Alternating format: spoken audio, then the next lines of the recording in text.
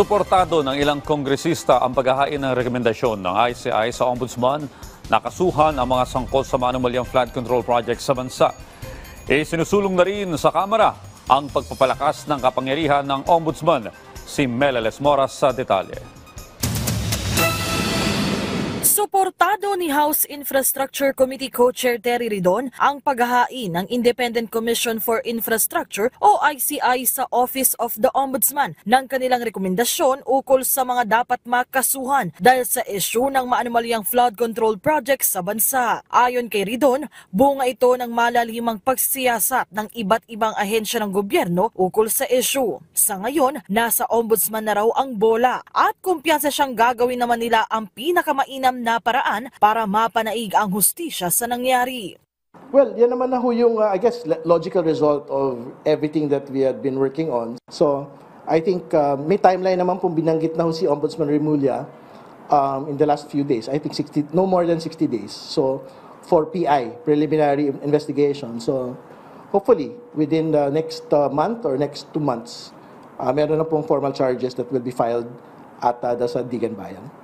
Sabi naman ni Gabriela Party List Representative Sara Elago, bagamat welcome development ito, dapat ay matiyak pa rin ang aktual na pagbawi ng mga nanakaw na pera sa kaban ng bayan. Para naman mapalakas pa ang kapangyarihan ng Ombudsman, itinutulak na ni ML Party List Representative Laila de Lima na mabigyan na rin ang tanggapan ng access sa bank records sa kanilang mga investigasyon. Ito ay sa ilalim ng House Bill No. 5701 na layong maamyendahan ang Ombudsman Act of 1989 at Bank Secrecy Law. Sa ngayon, kailangan pa si Anyang dumaan sa korte bago makapagsiyasat ng bank records ang Ombudsman. Kaya't napapanahon na para baguhin ang sistema lalo pat ginagamit umano ng mga korap ang mga butas sa batas para hindi mabisto at mapagtakpan ang kanilang mga kasalanan. Panawagan naman ni Akbayan Party List Representative Percy Sendanya, bukod sa Ombudsman, dapat ay mapaigting na rin ng iba't ibang sangay ng gobyerno ang mga hakbang kontra korupsyon. Maging ang ating ekonomiya, apektado na raw kasi rito. Patunay umano riyan ang patuloy na pagbagsak ng halaga ng piso kontra dolyar.